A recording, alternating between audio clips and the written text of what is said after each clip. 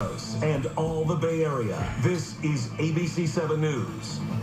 Cyclists who ride Mount Diablo say state park officials are taking too long to fix a dangerous problem, one that has led to bike versus car crashes and some serious injuries. Dan Noyes is here with an IT investigation tonight. Dan. And Dan, this is something I like about this job. Identifying something that needs to be fixed, an important safety issue in this case, and pushing public officials to get it done. The answer here seems simple enough. Mount Diablo has 17 miles of roads with 369 curves, many of them sharp, blind curves. Biking fast down the mountain can be dangerous enough, but especially if an oncoming car crosses the center line into your lane. That's what happened to Shannon Stepper in September. As I came around, there was, in an instant, the moment where there's a car in my lane.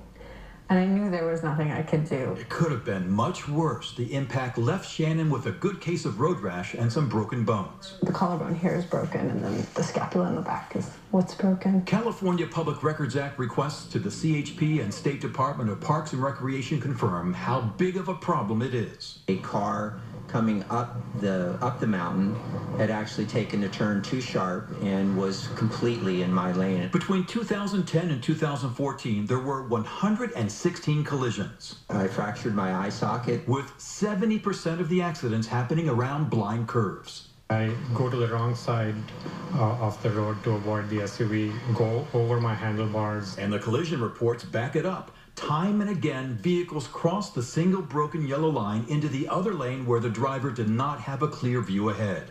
It's the cyclist who always pays the price. I needed surgery after that, and it took 6 months for me to get full range of motion.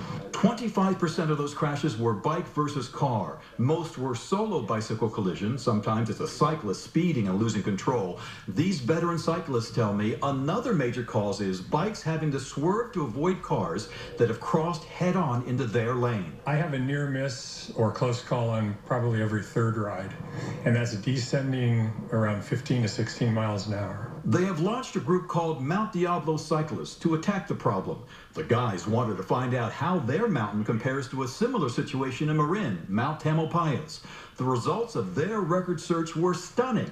Mount Tam has twice as many visitors, but had just 28 collisions in those 4 years, when Mount Diablo had 116. The guys believe they know why. Number one would be, please install solid double yellow lines on appropriate blind curves. Mount Tam has double yellows on blind curves. Makes sense. That tells drivers they shouldn't pass, period. But on Mount Diablo, all the roads have broken yellow lines, which indicate it's okay to pass.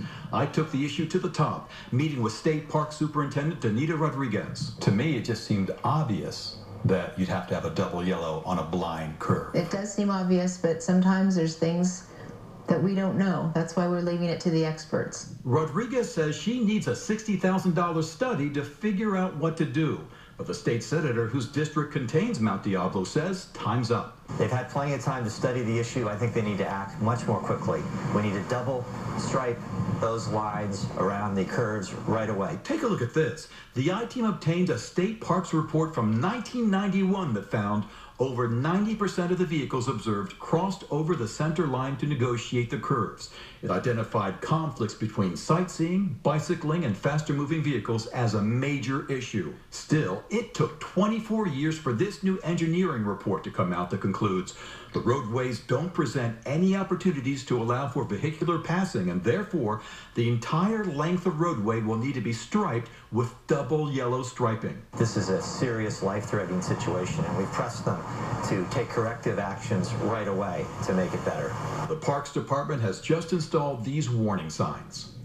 It looks like the striping will take at least 10 months at a cost of $200,000. That also pays for the study.